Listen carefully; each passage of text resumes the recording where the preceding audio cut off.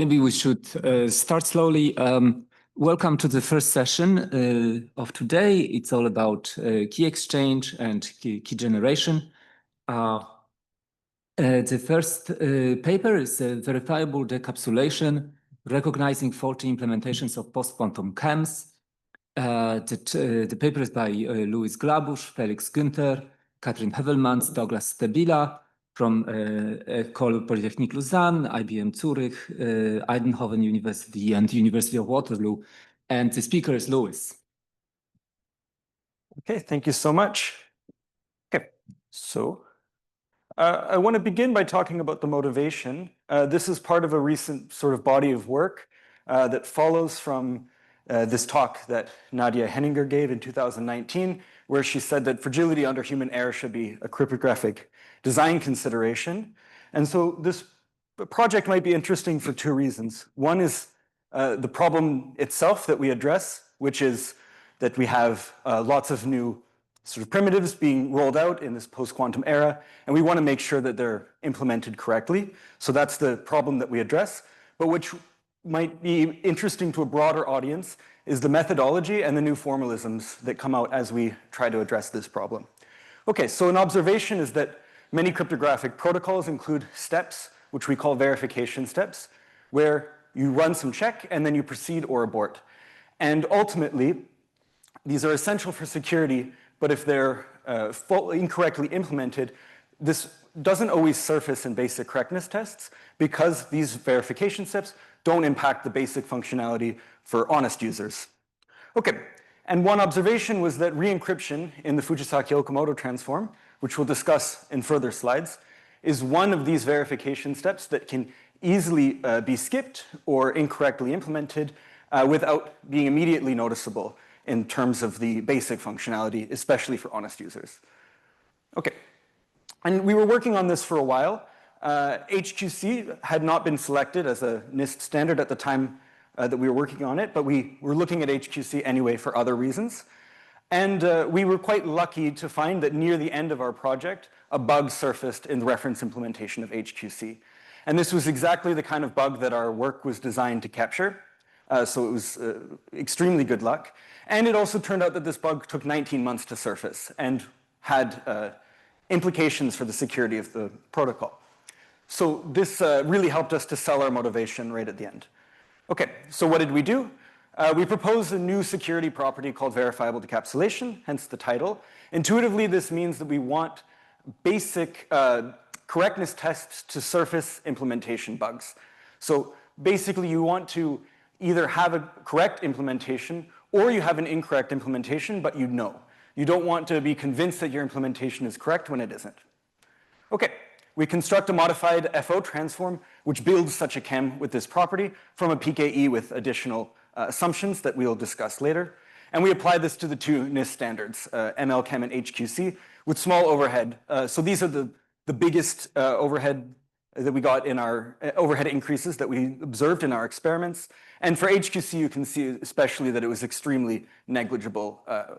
0.25% was the largest, but typically it was around 0.1%. Increase that we saw over many test cases. Okay, so let's do a quick refresher on the FO transform and in general what we are trying to do with a key exchange. So we have two parties communicating over an insecure channel, and you have one who holds a secret key and one who has a public key. And we model the public key as a padlock because anyone can lock a padlock or whatever, this sort of lock, but only the person who holds the secret key can unlock it. And we're looking at a post-quantum world typically. So what we want to do is establish a shared secret key and then proceed with all of the efficient sort of symmetric crypto that we've built, that we trust, which is less affected by quantum adversaries up to parameter selection and so on. Okay, so they use a public key encryption scheme and a hash function. And how it works is, you pick a random message, a random M from your message space, you encrypt it into a ciphertext, and you hash the message. And the hash of the message is your symmetric key. You send the ciphertext, and the party with the secret key can decrypt it and derive the same shared secret. So this is the initial idea. There are a few more aspects to the FO transform. We want what we call in CCA security, so we want to be able to give the adversary access to a decryption oracle or a decapsulation oracle and still have security. So how do we achieve this? Well, some of you may be familiar with the notion of plain text awareness, but essentially that's how the FO transform achieves this in CCA security. So what we do is we make the encryption now deterministic by imposing that the random coins need to be generated in a certain way. You use a different hash function, and you hash the message to get your random coins. Okay, so now encryption is deterministic, but you do the same thing. You hash the message to get your symmetric key. And the party with the secret key not only decrypts, but they re-encrypt. And then they set this, only if the re-encryption check passes. And what this does is it essentially imposes that in order to produce a correct ciphertext, you had to have known the underlying plaintext because you would have had to hash it to derive the random coins.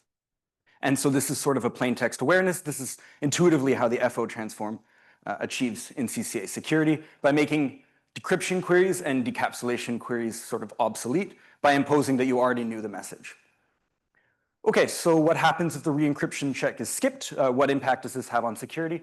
Well, now you can make meaningful decapsulation queries because without this re-encryption check, you may be able to produce a ciphertext modeled by this sort of red envelope, which decrypts to the same message with some probability, but which is not the same message, so it's a valid decapsulation query.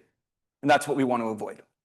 And we model this Eve in the middle, perturbing this ciphertext into this sort of malicious ciphertext in order to make meaningful decapsulation queries break in CCA security.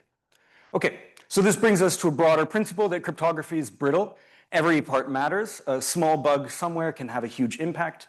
And often when we test our implementations, we look for functionality. Security is much harder to test for, but functionality doesn't imply security in general. And that's because of this what we mentioned before, these verification steps, which are security critical, but don't impact the basic functionality, especially for honest users, or sometimes even for dishonest users, if these cases are hard to test for.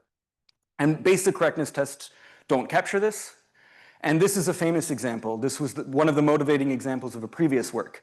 So essentially, you have an if statement, and then under that if statement, you have a go-to fail, but it happens twice. So it might look to you or me that you check this if statement, and then if it passes, you run this thing twice. But in reality, the second one always runs, regardless of the if statement. This was in an Apple implementation, and this bug took 17 months to surface and caused invalid certificates to be accepted.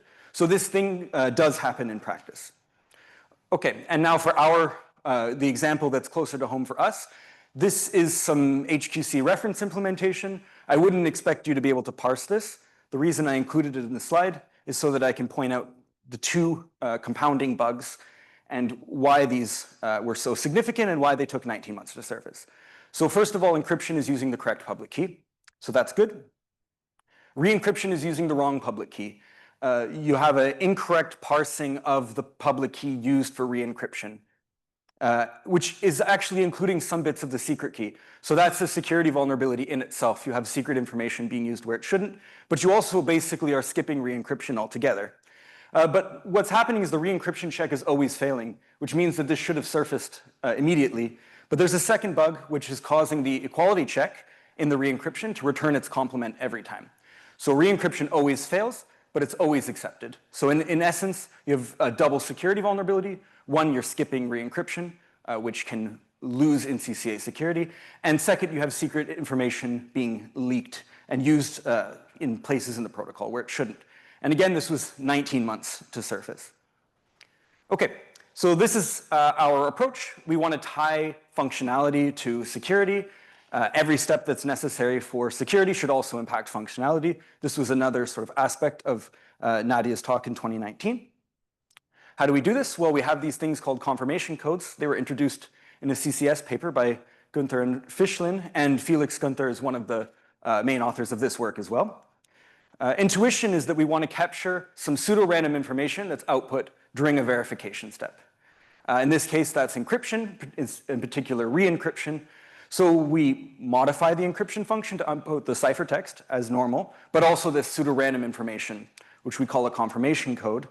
And then we use this elsewhere in our protocol so that it affects the functionality as well as security. And we should note, because this is not always clear, this confirmation code is only consumed within the decapsulation function. It's not leaked. We don't design a new PKE which leaks the confirmation code, because then we need to justify that this doesn't degrade security. So the confirmation code is never made public, but immediately consumed within the decapsulation function.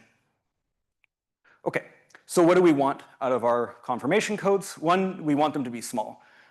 We're trying to convince people to change their code, potentially for a slowdown. We don't want to say that in order to make sure your implementation is correct, you should accept a 10% slowdown. That would not be acceptable. We also, of course, need them to be deterministic.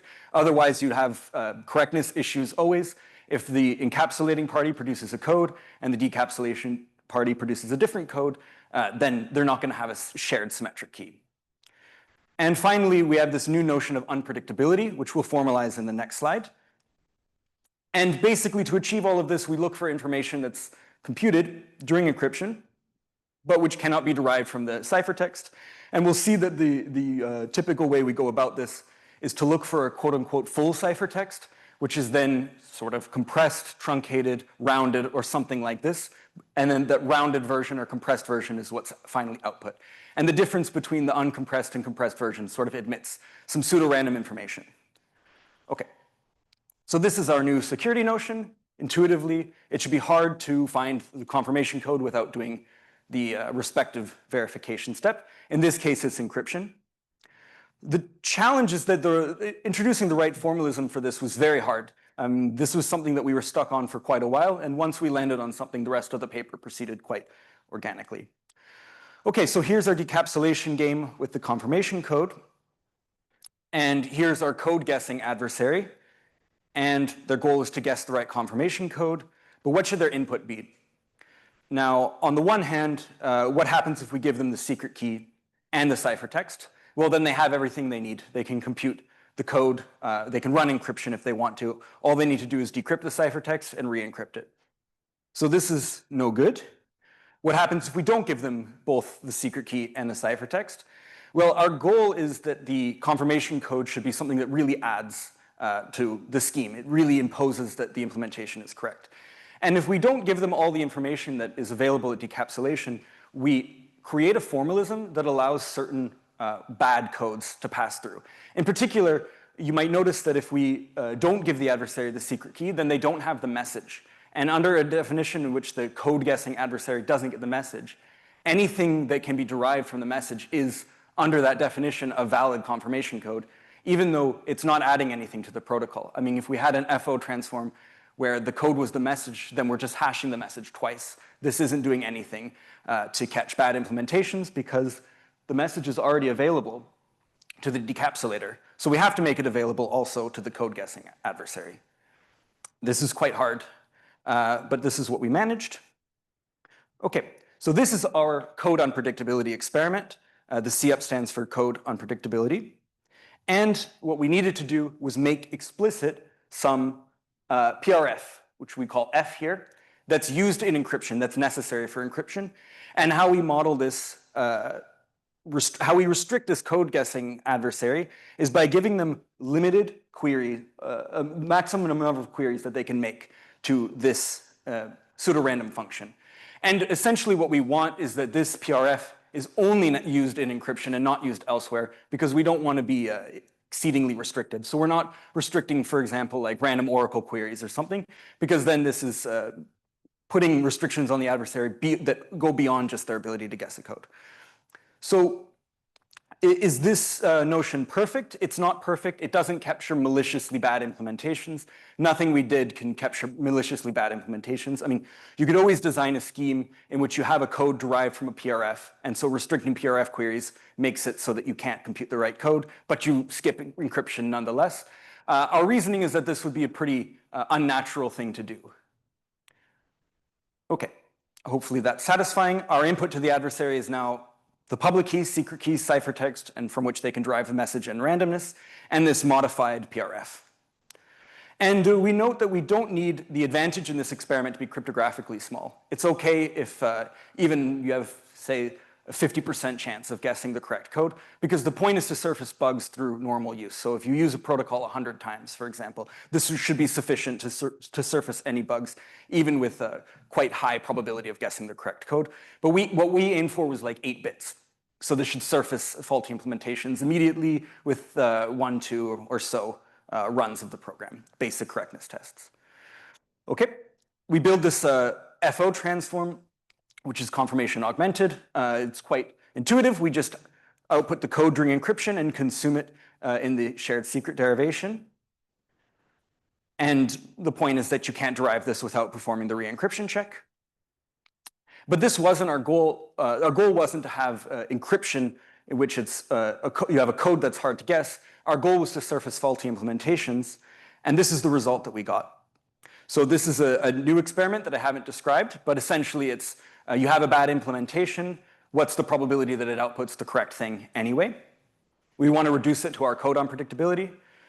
If you run into a correctness error in your protocol anyway, which happens with small probability, this is no good. So we call this a trivial win. We want bad implementations to be incorrect, but if a good and a bad implementation would be incorrect anyway because of the ciphertext, as you see sometimes with low probability in lattice schemes, this is not something we should consider. So this negligible term is the trivial win. Here's our code unpredictability game. It's quite natural. In order to produce the correct shared secret, the adversary either needs to guess the correct input or somehow induce a collision. So they need to guess their correct code, and then they have everything else they need. And we end up with this pretty tight reduction between the faulty incorrectness game and the code unpredictability game. So in the last minute, I'll just quickly look at how we do this for the concrete schemes. Again, this is quite a lot of code, and I wouldn't expect you to parse it, but the point is to emphasize the 2 criteria that we need to have this verifiable decapsulation. One is we need to restrict the adversary in some way, and to do that we need an explicit PRF. In the case of MLChem, it's a PRF used to derive error terms. And we also need some source of a confirmation code, and in this case, that's derived from compression. So the gap between the compressed and uncompressed ciphertext yields a confirmation code, and we get unpredictability because we have this PRF that we can limit queries to.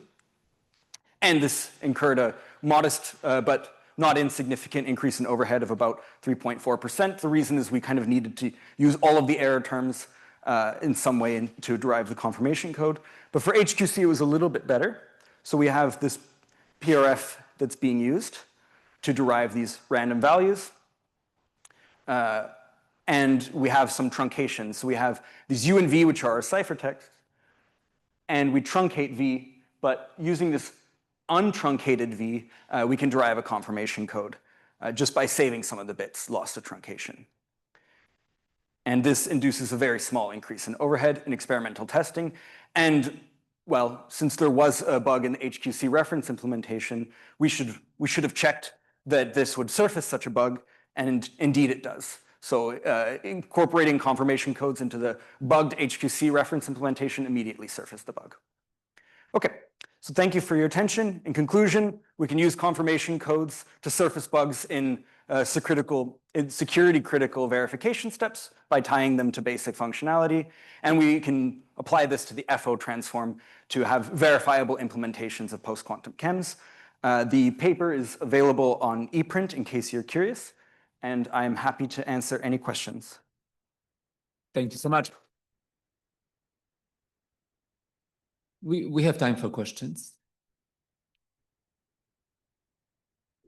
So this, you get bits from the kind of lossiness of the encapsulation process of MLChem. Have you thought about how you would do something like this for an encryption or encapsulation mechanism that doesn't have a lossy process like DHChem? So I'm not familiar with DHChem. Just Diffie-Hellman. Oh, sure. So, I mean, this work was really focused on the FO transform. So we looked at the NIST candidates, and HQC and MLChem or HQC and Kyber were the only ones that we could identify this lossiness. We did look, for example, at Photochem. We found that they didn't use compression, but it's an open question whether you can introduce compression into PhotoChem and yield a confirmation code. But for now, these were the only two that had both the criteria of a PRF that we could restrict and some lossiness. And we were just fortunate that they happened to be the two that were selected by NIST. Thank you. Hi, sorry if you addressed this in the talk and I missed it, but is it preferable or non-preferable to just use the error vector, the E, as the confirmation code? Like using just the error vector versus using like the entire uncompressed ciphertext? Yeah, that's a good question. So in our original submission, we used the error vector. And there were some other reasons down the road, which I don't recall why it was switched, but the justification was almost identical in either case. You have a conditional entropy calculation, and that was basically carrying over exactly the same way, whether we were using the error vector or the uncompressed ciphertext to derive the code. Thank you. Very interesting questions, and thank you for your answers. Let's thank the speaker again.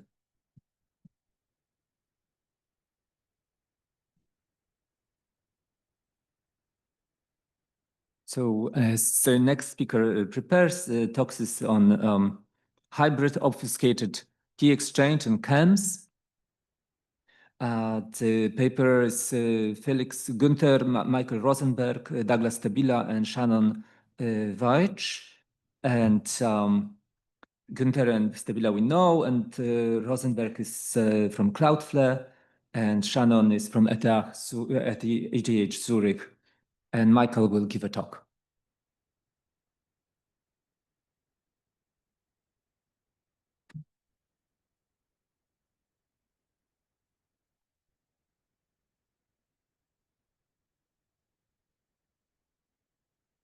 Thank you.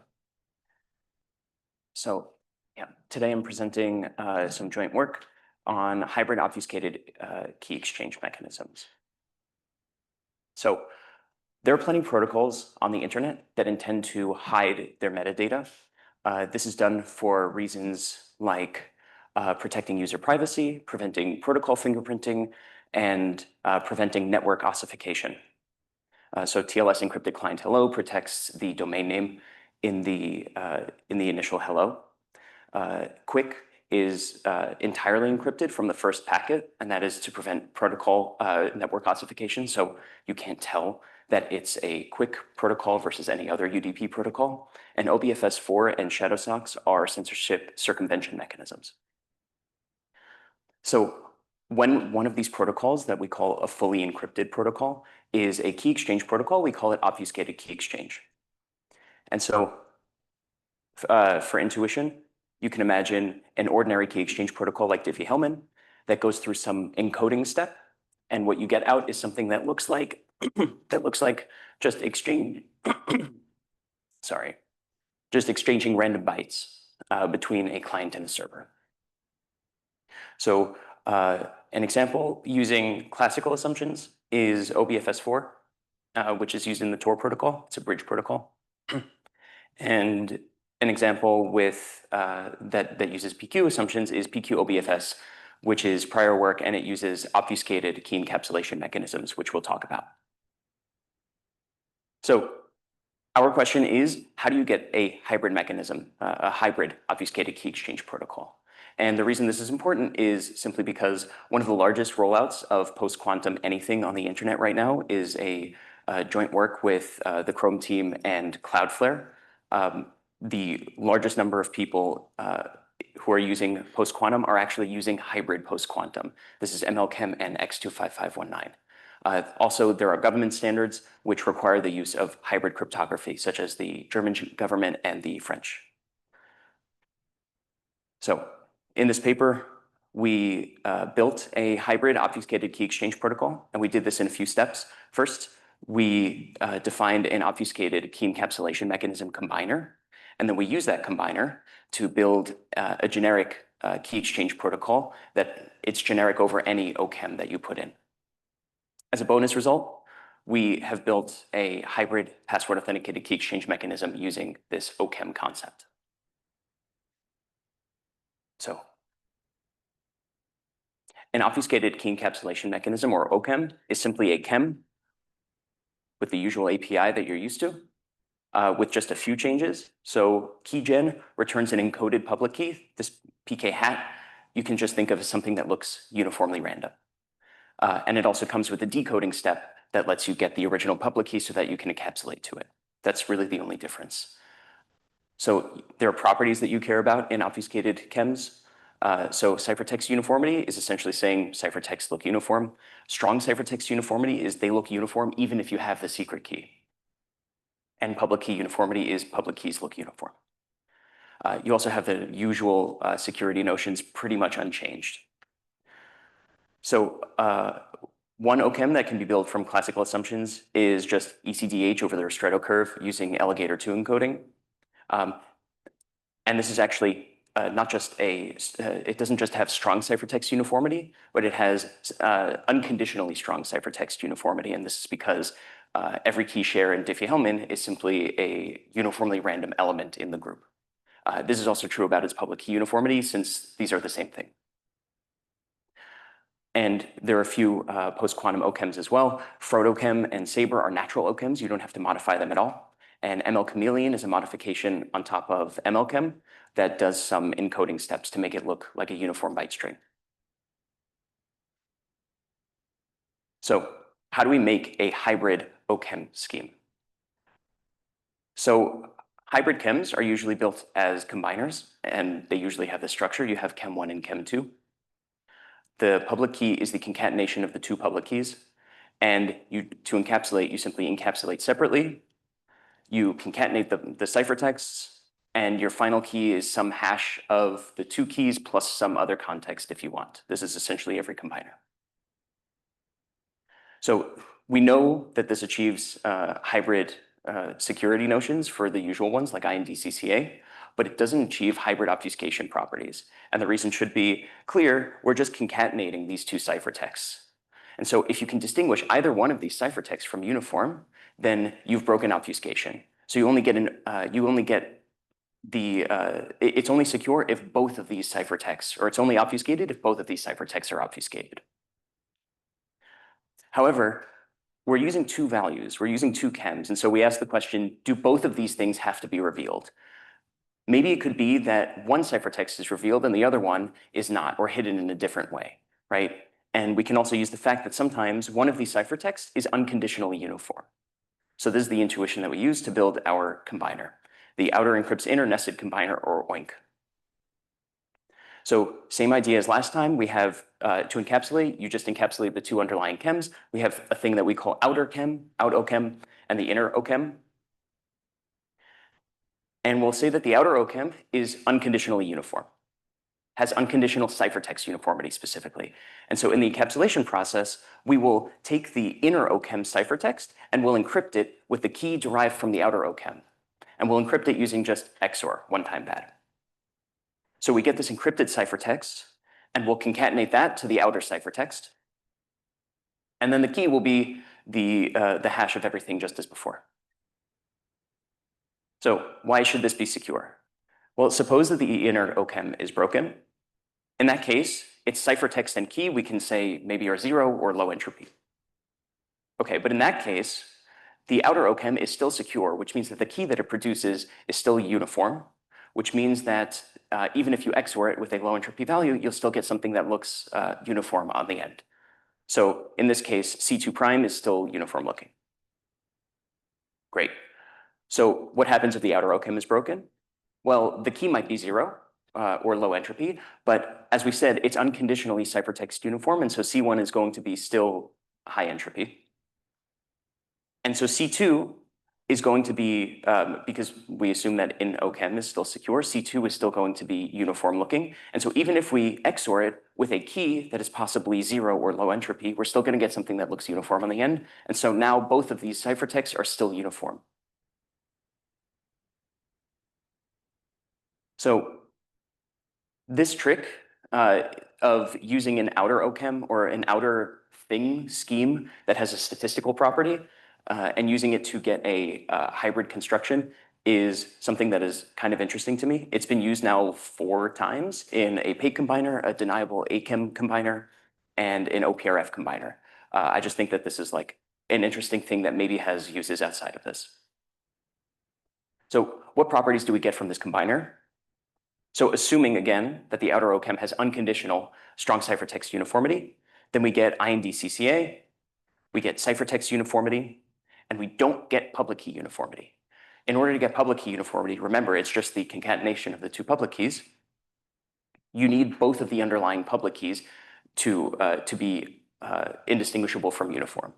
And so in other words, if you want hybrid public key uniformity, you need unconditional public key uniformity of both of the underlying chems.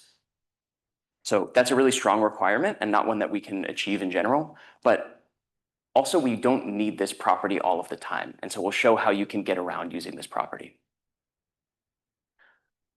So let's look at obfuscated key exchange. So recall, one of the uses of obfuscated key exchange, at least in the Tor context, is a client wants to talk to the Tor network but can't talk to it directly, so it goes through a bridge. So it initiates a connection with a server whose public key that it knows, and then that server will relay all of its traffic up to the Tor network. And for censorship reasons, we want this key exchange to look uniformly random. So what are some prior results? So the PQ-OBFS protocol looks as follows. So we'll build it in two steps. The first step is just doing an ordinary chem key exchange. We're going to make an ephemeral public key, send it to the server encapsulates to it, sends back the encapsulation. And this is within OChem, so you can see that the public key is uniform and the ciphertext is uniform. We also want to add mutual authentication, so we'll have the client use the server public key. The client will encapsulate to the server will decapsulate it, and then the final hash is just going to be the hash of the two underlying shared secrets. So importantly, this protocol requires public key uniformity because you're sending the ephemeral public key in the clear. But we note that you don't actually need that, right? So let's modify this a little bit. So instead of making this ephemeral public key an OChem public key, let's just make it an ordinary chem public key. And so we're also going to take this public key and we're going to encrypt it using one of the intermediate keys, right? At the first step, the client already has a shared secret with the server because it was encapsulating to the server. So we're just going to use that and symmetrically encrypt this public key, this ephemeral public key. Okay, and we're also going to do the same trick using the same key. We're going to encrypt the ciphertext as well. So now you can see we have a ciphertext from an OChem and an encrypted public key and an encrypted ciphertext from an ordinary chem. And so we still have a uniform looking protocol. We call this protocol drivel. So we've avoided the public key uniformity requirement, and we have removed one of the OChems from the construction, which means that if we were using an OChem like ML Chameleon, we get to save on the encoding step. So that was the drivel obfuscated key exchange protocol. And as a bonus result, we also talk about how you can construct a hybrid password authenticated key exchange protocol from our OChem combiner. So recall, PAKE, which we'll hear about also in the next talk, is a protocol wherein two parties have a password which is possibly low entropy, and they want to do some sort of protocol to establish a high entropy shared secret between them. And the security property should be such that an active adversary gets at most one password guess per protocol execution, and a passive adversary gets 0 password guesses per protocol execution. So there's plenty of chem-based PAKEs. We're going to look at cake in particular for the properties that we'll see. Cake was proven secure in the UC model with adaptive corruptions. It's one of the only chem-based ones that is secure with adaptive corruptions. It looks like this. If you're not familiar with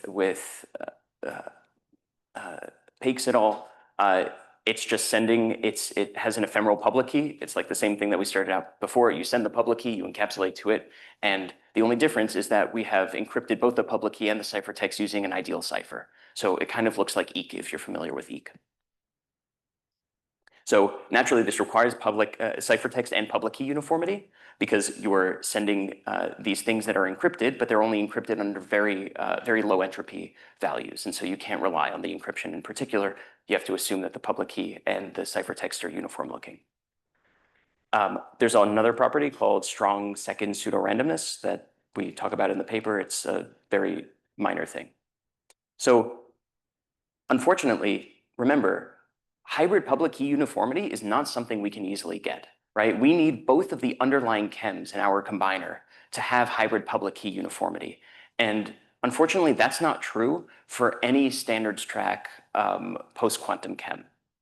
But we know that many of the LWE schemes that exist, or that are chems right now, are so-called double LWE chems, which is to say that their public keys are LWE samples and also their ciphertexts are LWE samples. This wasn't always the case. This is actually due to an optimization in LP11, Lindner and Peikert 11, where they show that you can take a long rectangular matrix and compress it to a square matrix and then use that instead. And they show that this is secure and you can do this, and everybody started doing this. However, you can simply undo that optimization, and what you get is a long matrix where when you multiply it, you get something that looks statistically uniform due to the leftover hash lemma. So simply undo that optimization, and you get something that has unconditional public key uniformity that uses LWE as its assumption. So we call that stat photochem by simply undoing that optimization when applied to photochem. So if you were to plug stat photochem into our combiner and then put it into cake, and then use the DH-chem over Ristretto and the Alligator 2 encoding, you get a hybrid PAKE with security in the adaptive corruptions model. This is the first one, and I think so far the only one that has been constructed, although there are a lot of hybrid PAKEs out there. It is a 2-round PAKE, whereas some of the more recent hybrid PAKEs are 3 rounds. There's one, I believe, that's 1 round, but it uses isogenies, and so it's 350 to like 400 times slower. And of course, this comes at a cost, right? We made our matrices much larger, and so this is going to be a 7.5 times communications overhead. So in conclusion, we built an obfuscated chem combiner. We used it to build a obfuscated key exchange protocol, and we showed how you can use the combiner also to make a hybrid PAKE. And with that, I'll take questions. Thanks.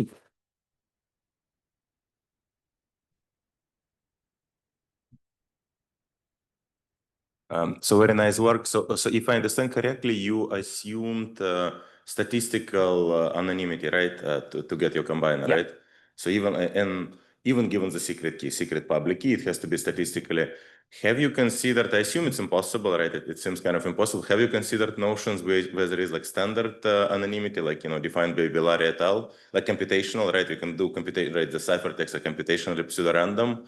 Yeah, I mean, I assume there are impossibility results. Have you considered it? Right. The problem is that if your ciphertext is if you have an outer ciphertext that's unencrypted, then if that assumption turns out to be the uniformity, right, then now you just have you just have a break immediately. So it's so it seems impossible. I was just saying is like it seems impossible, but one of those things, have you considered some kind of formalizing impossibility results that you really need the statistical properties? Oh, I see. Or this is kind of hopeless. I don't know. No, we haven't considered formalizing it. The other thing that might be interesting to formalize is why public key uniformity is necessarily something that you can't hybridize in that way, right? You always have to send 2 public keys. I think that would be interesting in itself too. But in general, I guess computational. Anyway, we can talk. It seems like there are a couple of questions in between which might not be completely impossible, but yeah, we can talk offline. Yeah.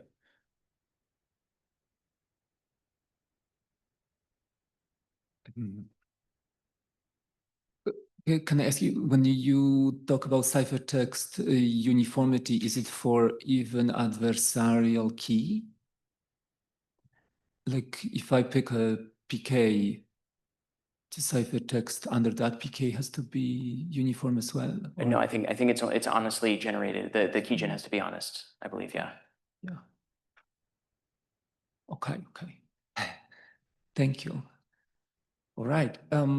Let's thank the speaker again.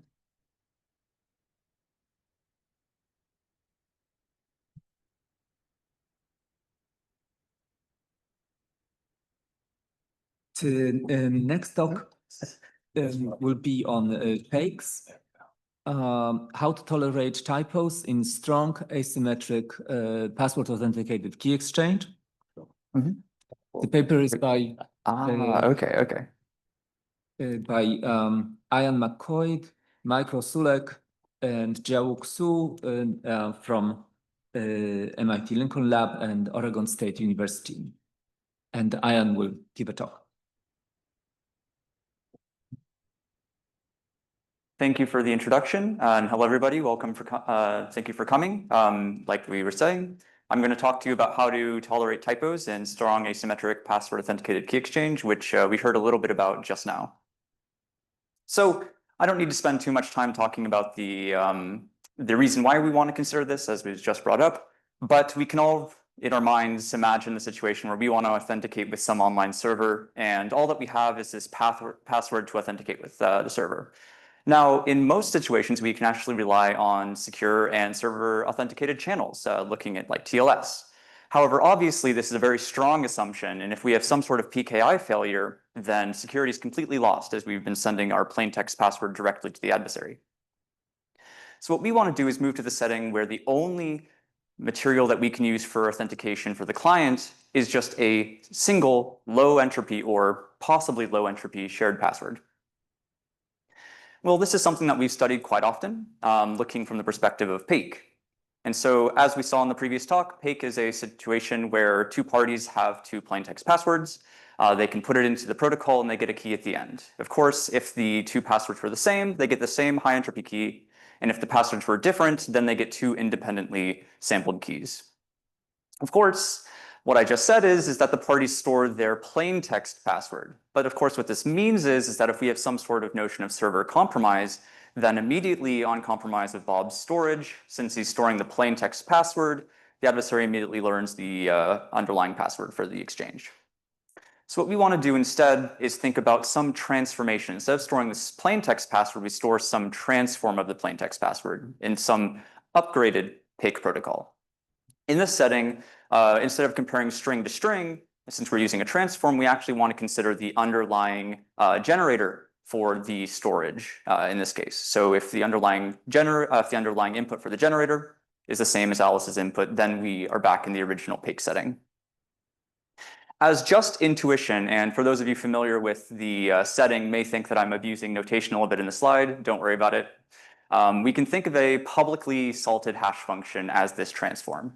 Basically, Bob sends his salt along to Alice, and then they use this salted value instead as their inputs to the PAKE session instead of the plain text passwords. Of course, in this case, on compromise of Bob's storage, you learn the salt and the hash of the salt and the password as we would consider in many standard online exchanges. And so we have some notion of compromise resilience. Unfortunately, some notion is not necessarily as strong as we can get, and there are some non-inevitable attacks that still exist against this protocol. And this is exactly the pre-computation attacks that we may be thinking of, for instance, rainbow tables, where Mallory, our adversary, asks Bob for his public salt. He sends it over because he's like, oh, I'm just talking to Alice. Then Mallory's able to construct her lookup table using the salt, so she has a mapping between possible inputs and possible storages that Bob might have. Then immediately on compromise, she can, in logarithmic time, index into her lookup table and immediately invert Bob's storage. So our question is, this is something that's not inevitable for these types of exchanges. Is there some way for us to prevent these type of pre-computation attacks? Or explicitly in this case, is there some way for us to stop Mallory from pre-computing the server storage? And one way we might think about doing that is by moving from a public hash and a public salt to something which is hidden and requires some sort of interactivity for the parties to evaluate the hash. So this is the strong asymmetric PAKE setting, strong meaning that we're moving towards stronger post-compromise security, specifically looking at protection against pre-computation attacks. And this interactive hash function that we hinted at is really just an oblivious pseudorandom function. So in this case, the seminal strong APAKE paper constructed this using an OPRF as a stand-in for our publicly salted hash, and then running an APAKE underneath it, as we might expect. In this case, this inherently interactive hash step requires interaction with the server in order for Mallory to construct her lookup table. And so we've effectively prevented this type of pre-computation attack, because in order to evaluate the OPRF, we have to first compromise the server, and that's exactly the setting that we want to be in. So as some really quick intuition, Pake, we can think of it as having constant post-compromise effort to invert Bob's storage. The APAKE setting, we can think of it as logarithmic complexity in inverting the storage, and we want to move to this setting of APAKE where we have linear effort in inverting Bob's storage. So SAPAKE gets a lot of stuff great for us. It allows us to securely generate the key, assuming only the shared password for authentication for the client, and protects against server compromise. Unfortunately, its notion of authentication is very limited, just string equality. If the two parties have a different password in some capacity, then there's no way for them to authenticate. It only considers the case where the two strings that are input, or moving to the compromised secure versions of Pake, the underlying input which generates the server storage, are equivalent. And so what we want to answer the question of is, can we extend this to something a bit more expressive than just string equality, thinking about larger sets that we can compare against, possibly considering standard password typos. And so if we were to consider just applying Pake directly or SAPAKE directly, clearly we would fail, because if there's some input change, for instance, this capitalized miscapitalization for Alice, then there's no way for them to authenticate, and we of course get a failure. And so what we want to do is replace SAPAKE point function matching with some sort of notion of fuzzy matching, where instead of just saying failure to authenticate, we allow the parties to authenticate even if there's some small difference that's pre-agreed upon between the two passwords.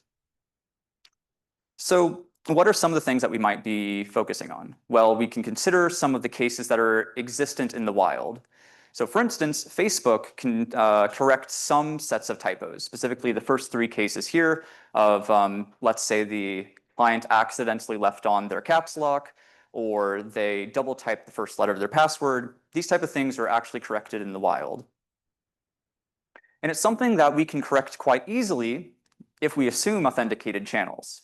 So all we need to do is send the plaintext password across. Bob can compute it locally and check to see if the policy is satisfied by the input password. However, even assuming authenticated and secure channels, it's not quite clear how to achieve post-compromise security from this strong asymmetric setting. And what do I mean by that? Even if we have secure and authenticated channels, we can't just blindly apply, let's say, two-party computation to compute the shared key. And that's because the simulation and functionality required for strong asymmetric Pake has very strong simulation properties required for the storage that we can't actually emulate generically under 2PC. So we have to reach for something a bit more bespoke. So that brings us to our research question, which is, how do we construct UC secure strong asymmetric Pake, which allows for this notion of fuzzy matching? This is something that people thought about quite a lot. We have instantiations for fuzzy matching in the symmetric setting where both parties have this passwords in the clear. We also have constructions of fuzzy matching when we have asymmetric security.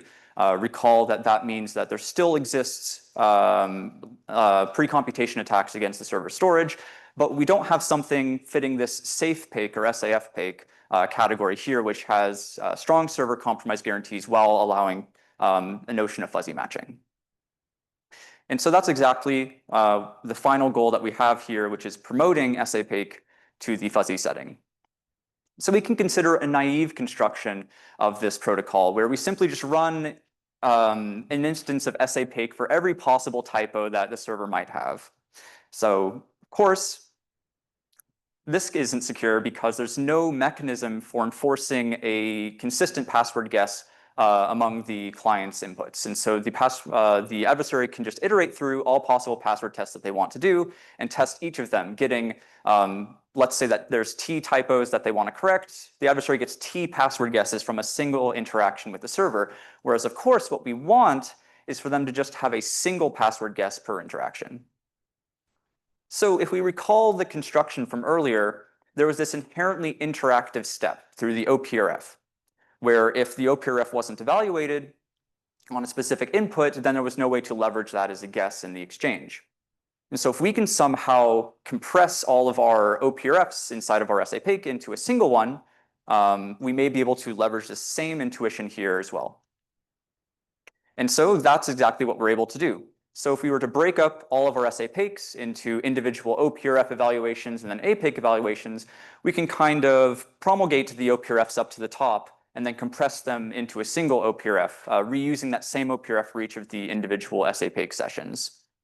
Unfortunately, while this protects against the attacks for the client, the malicious client, we still have the exact same problem for the malicious server. Namely, the malicious server has no guarantees for what it inputs into the exchange. This is fine for the client because they must interact with the server through the OPRF to construct the inputs for the APIC. But since Bob has the seed or the key to the OPRF local to him, he doesn't need to perform any interaction to construct the possible inputs for his side of the protocol.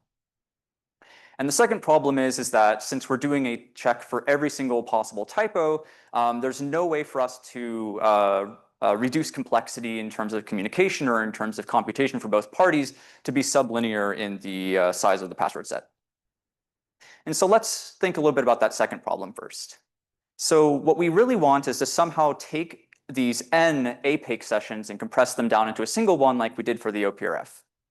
But the problem is that if we do that, there has to be some alignment between the two parties' views. They both have to have the same notional password that they input because APIC can only handle point functions. So maybe if we had some way to correct Alice's password so that, let's say that Bob has a set of deltas between possible typos and the real password, Alice can learn the delta and correct her password. Well, this is exactly something that we can do with keyword peer. So keyword peer, the server has some sort of database of key value pairs. In this case, what we want to consider is keys, which are outputs of the OPRF, and values, which are the associated correction for the client's input. Then after running this, the client can index into the server's database, get the correction, correct their password, and now have a unified view with the server. So this view itself of just running a OPRF and then a keyword peer is exactly a oblivious protocol for normalizing Alice's input. So what do I mean by oblivious in this case? Well, one of the key properties of an OPRF is that it doesn't leak Alice's input to Bob during the interaction. And similarly, one of the key properties of the keyword-based peer is that it doesn't leak what element of the database that Alice is querying on. And so this allows Alice to correct her password or normalize her password in a way that's completely outside the view of the server. So once we have this in place, this normalization protocol, we can align the two views of both Alice and Bob. And so now that they have an aligned password view, they can then leverage this previous protocol for point function comparison in order to perform their key exchange. Basically, they run normalization. After normalization, they're able to run the APIC as they would previously. But there's something that I left off a little bit as an extra thread in a previous slide, which is that while we've protected against what the client can do, we didn't really think about the server being able to have spurious guesses within their database. What we need to do is have some method of forcing the server to use a fixed database relative to the typo policy that Alice expects the server to use. And so how do we do this? How do we force, during our oblivious normalization step, how do we force Bob to use the correct database or the expected database as part of the keyword peer? Well, as we saw in the first set of slides, the first presentation, there's a cool trick, Fujisaki Okamoto transform, which may allow us to do exactly this, where explicitly we have Alice verify that Bob's messages for his K-peer and the OPRF are consistent with what she expects the view to be. So instead of just sending across a correction value, Bob sends along a correction value along with some verification information for Alice to regenerate Bob's view and make sure that it's consistent. So explicitly, this is an encryption of the random coins necessary to generate D. And since we talked about it a little bit in the first slide, I can say a little bit more, where this random coins are actually just the output of the OPRF on Alice's corrected password. So what we're kind of doing here is the same thing as the Fujisaki Okamoto transform, where instead of hashing the password, we're and using that as the random keys for de-randomization, so the random coins for de-randomization, we're instead doing it with an OPRF. So once we have this in hand, we can finally move to our final protocol, which allows the server to run the OPRF with the client, correct the client's password, have the client verify that the view is correct, and then finally, with the united view, run the APAKE between the two parties. So just going through again to kind of make sure that we have everything in one go. First thing that we're going to do is reuse the OPRF subsession. So this has two purposes. The first purpose is to avoid these client attacks. So with the original instantiation, we had n instances of the OPRF, and so we could convert these into n evaluations, so to speak, of the lookup table. And so what we want to do is convert that into a single evaluation of the OPRF. So not only are we not advancing the adversary's number of guesses, but also making it the case that in construction of the OPRF and in construction of the lookup table, there's only one instantiation for each instance of the protocol that the adversary initiates with the server. Then, to compress our communication size and our computation size, we take all of our APAKes and smash them down into a single normalization and an APAKE step using the keyword-based peer.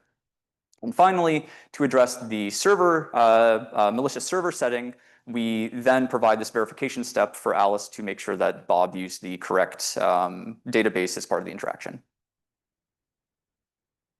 So now that we have everything together, we have a new element of our table, specifically SafePake, considering the case of strong server compromise. What I mean by that, just to reiterate, is protecting against these pre-computation attacks that are possible with server compromise settings, but also allowing for a more general notion of password matching, which isn't just string equality, but allows for handling arbitrarily defined polynomial-sized typo balls as well.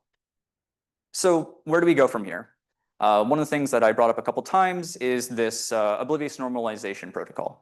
Well, the cool thing is that because we're leveraging it as part of the SAPAKE construction, it has the same strong server compromise guarantees as the SAPAKE protocol itself. What this allows us to do is possibly use it as an initial step in other password-based protocols that require strong server compromise guarantees to upgrade them with very little effort on top into protocols that also present typo correction guarantees for password-based methods. And finally, one of the things is that while our protocol allows for a general notion of similarity, not tied to like metrics, for instance, we are able to handle a lot of different types of similarity metrics, measurements. But as we can see in the table, for two very extreme instantiations of our peer, the trivial peer where we're just sending the database in full, or a standard FHE peer, while we're able to have trade-offs between the server cost being constant and the communication being constant, we still see that the client's cost is linear in the size of the typo set. This is largely because as part of the verification transform, the client needs to regenerate the server's database. And so by leveraging succinct proofs or optimizations to the keyword peer, we may be able to get larger typo sets. However, in practice, considering what's actually seen in the wild in terms of typo correction, for instance, Facebook set n is just equal to 5. And so this is actually still very efficient, even for real life password typo correction spaces. Thank you.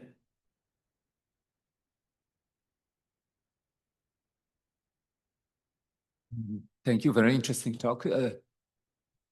We have time for questions. Oh, hi. This is nice work. I just wanted to ask you, when you're generating your typo set, is that just done during setup? Do you just generate the different list of typos and you get the resulting keys and put those in the results from the OPRF and put those in the peer? Or how do you generate the typo set? Yeah. So this is done at the time of registration. So when the client performs registration with the server, they're going to agree on a typo space initially, and so then at that point we're going to generate the peer database, which is going to have correction values for each of the possible passwords encrypted under the randomness generated from the OPRF output. If that answers your question. Yeah, so basically you have to be able to enumerate the set ahead of time. You can't do like a fuzzy matching thing where you have just a metric. It's sort of the opposite end. Yeah, I was thinking yeah. of like whether you could do something like this for fingerprints. Exactly. No. So one of the big problems with using this for biometrics is that largely speaking, biometrics or Hamming distance-based constructions are going to have exponentially sized databases. And so unfortunately, because the current client computation is linear in the size of the database, that would require exponential computation for the client. And so this is largely looking at the case for polynomial sized typo sets, which is something that's very common in the wild for typos because of course, there's a trade-off in security between correcting typos for the brute force attack and correcting typos for making it so that users can log in. And so the polynomial sized space requirement is more realistic for the typo setting. Right, thank you. My question is also related to the peer, and it is what happens when the keyword that comes from just a simple bad password. So it's not even a typo at all. What's the result from the peer? And have you looked to make sure that the correction doesn't actually leak information about the correct password? Yes. So we can imagine this from the perspective of the trivial peer being used. So in the trivial peer, we send over the entire database. And so when the client tries to see if there are passwords in the database, they're going to see a fail. In the actual protocol, what ends up happening is that in order to avoid in order to make simulation easier, we just have the client generate a garbage input or a randomly generated input to the APAC setting to prevent any leakage there. From the perspective of when I say leakage of the client's action, when looking from the perspective of leakage of the correct password in the database, the thing is that each of the elements of the database is outside the adversary's view until they evaluate the OPRF on the associated value. And so it's effectively a random string in the database until they run the OPRF on that input. But we may be able to talk a little bit afterward if you want an additional explanation on that. I think so. Thank you. Great. One more question, but quick. Very quick. So if I understand, the only reason client needs to do linear work is the registration, but then the linear work is on the server for PIR or? Yes. So in this case, if we consider the trivial peer again, this is constant work for the server, except for during registration. During online authentication, the client will have to do linear computation. Oh, I see. Okay. So. Thank you so much. Thanks to speaker again.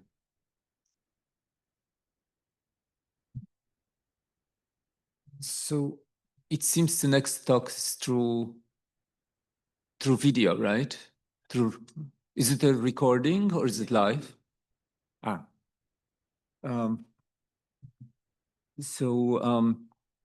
asymptotically optimal adaptive asynchronous common coin and distributed key generation with silent setup. Hi everyone, I'm Heaven. I'll be sharing our work on optimal asynchronous common coin generation.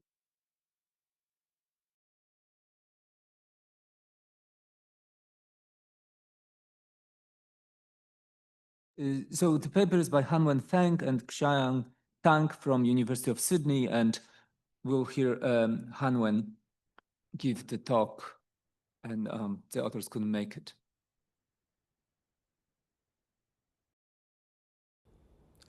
Hi everyone, I'm Heaven. I'll be sharing our work on optimal asynchronous common coin generation. This is a joint work with Chang. I'll first record the problem, then outline the challenges, and finally present our contributions. A common coin protocol is a distributed protocol that lets a network of nodes agree on a random value, even when some nodes are malicious. It provides 4 nice properties. The first 2 are termination and agreement, ensuring all honest nodes in the system eventually output the same value. Then unpredictability, which says no one can know the result in advance. And finally, BIOS resistance, which ensures the output is nearly uniform, so no one can BIOS it. Common coins are crucial for so many applications. They are core to Byzantine consensus and widely used in blockchain systems for better scalability. Beyond blockchains, they also benefit tasks like voting, sortation, and more. However, despite their importance, secure common coin protocols are often expensive. Before proceeding to details, I'd first clarify our setting. We consider a fully connected asynchronous network with authenticated channels. Messages from honest nodes are always delivered, but with unpredictable delays. This model closely reflects real networks and makes protocols easier to deploy. Historically, asynchronous common coin was mostly theoretical. Early results worked in the information theoretical model, but had communication complexity as high as n to the 7th power. In recent years, computationally secure protocols reduced this, but the best still required cubic complexity, which is huge. By contrast, the lower bound on the communication complexity of adaptively secure protocols can be just quadratic, so there is a huge gap there. So we ask the question, can we design an asynchronous common coin protocol with optimal communication complexity? At the same time, we want to keep everything else optimal as well. We're aiming for constant rounds and optimal resilience, allowing 1/3 corruption. Several challenges arise, not surprisingly, so let me highlight the key ones. A standard way to build a common coin is the commit, agree, and review paradigm. In this paradigm, each node first commits to a random value and then invoke a consensus to ensure everyone sees the same set of commitments. And then all the commitments are opened, so the final coin value is the aggregation of the opened values. Here, the commitment scheme is a little bit special. Besides the conventional hiding and binding properties, it should support forced opening, which means the network can open a commitment without the help of the committer, which is crucial for preventing the adversary from BIOSing the result. Conventional example of such commitment scheme including verifiable sharing, secret sharing, or a timed commitment. So we may have this breakdown. A common coin essentially needs 2 ingredients, a special commitment scheme and a consensus. But consensus in asynchronous network is notoriously hard due to the FLP impossibility, which says achieving consensus in an asynchronous network is impossible when at least one node may crash and the deterministic algorithm is used. So to bypass this, the protocols themselves have to be randomized. They also need randomization, and typically, where the most popular design for randomizing protocols are based on common coin. So for now, let's look back at the framework again. To realize common coin, we need a special commitment and also consensus. However, in asynchrony, common coin is usually needed for achieving consensus. There's a circularity. For our goal of achieving consensus, or let's say for our goal of building common coin, we need to realize consensus inside the common coin, so in which common coin is not available. We must take a different approach to break the circularity. So recall in the conventional design, the common coin employed should satisfy all the 4 security properties like always, except with a negligible probability. But for now, to avoid the circularity, we may employ a weaker primitive called asynchronous weak common coin to randomize protocols. It's weaker than standard common coin in the sense that except the termination property, the remaining 3 properties, they are only achieved with a constant probability. Namely, maybe there's only 50% probability the honest nodes in the network can agree on the same value. While with another 50% of probability, the honest nodes may end up with different things. That's weak coin. Now we need to build a weak common coin. Existing weak common coin designs resemble standard ones. They use a special commitment, but since the standard agreement is not required by the weak coin, so the other component does not have to be a full-fledged consensus. A weak form called information gather surfaces. Gather is actually not a true consensus and thus avoids the FLP impossibility, which means it can even be deterministic. So in this way, we can break the circularity since no further randomization is needed for the underlying primitives. While this approach addresses the feasibility, it's actually expensive. After a closer inspection, we found all the three parts of this approach suffer from a cubic communication complexity. So to achieve our goal of optimal asynchronous common coin, we have to reduce the communication complexity of all three parts. I'll elaborate the first part for now, which I think is the core observation of this work. Let's just have more details. In asynchronous setting, the consensus used in common coin design is usually subset agreement, where the honest nodes will output the same set of n-f values, where f is the maximum number of nodes an adversary can corrupt. Since the malicious parties may just be silent, so agreeing on a set of n-f values is the best we can hope for in asynchrony. So in this slide, we use the green area to denote the output of honest parties. In this example, they all output V1, V2, and V3. But in weak coin, we don't have consensus anymore. Instead, we may use gather, a weak form of consensus. It allows outputs to be different, but still ensure all output contains the same core set, which is a subset of n-f values. The nodes don't know which subset of their output is a core set, just know the existence of such a core set. Then, when replacing the agreement with gather, all nodes output different sets of commitments, and then they can open to different sets of random values. So if we continue if we just follow the previous approach to let every node aggregate their locally open values, they may never end up with the same value.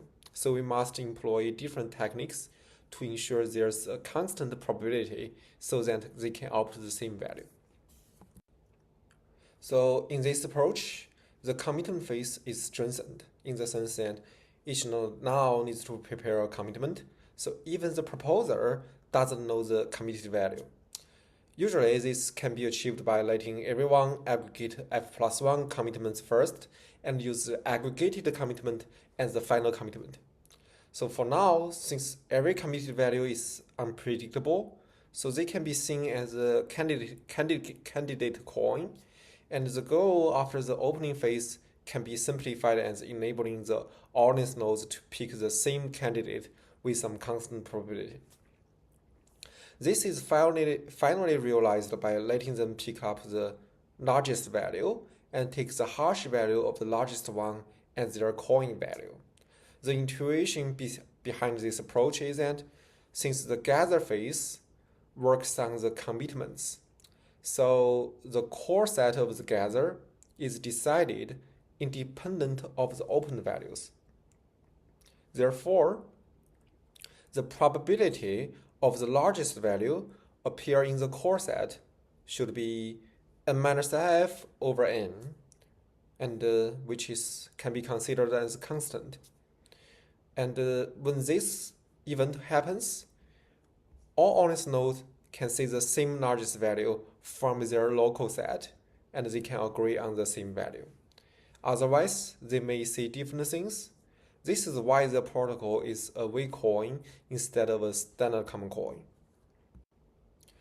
Gather is powerful, but however, it's actually expensive.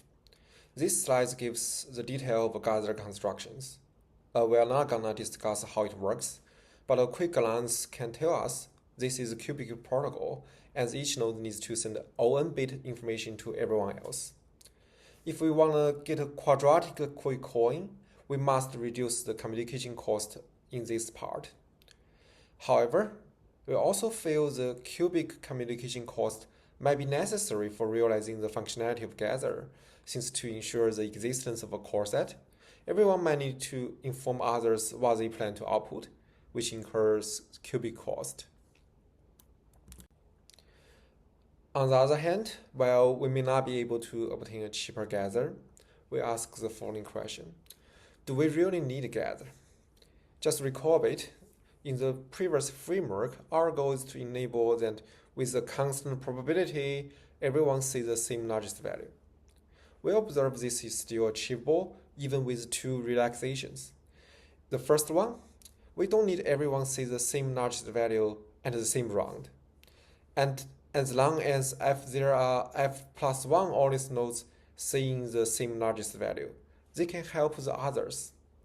And the second relaxation is we never need a core set to enable those f+1 nodes see the same largest value. Instead, we found a well-covered set would suffice.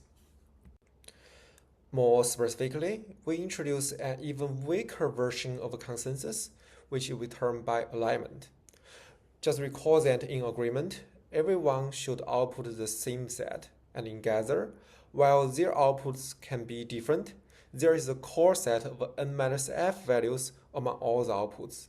In contrast, in our alignment, nodes can output differently, and there's no core set. Instead, there's just a well-covered set of n-f values, so that each element in this set is outputted by f+1 nodes.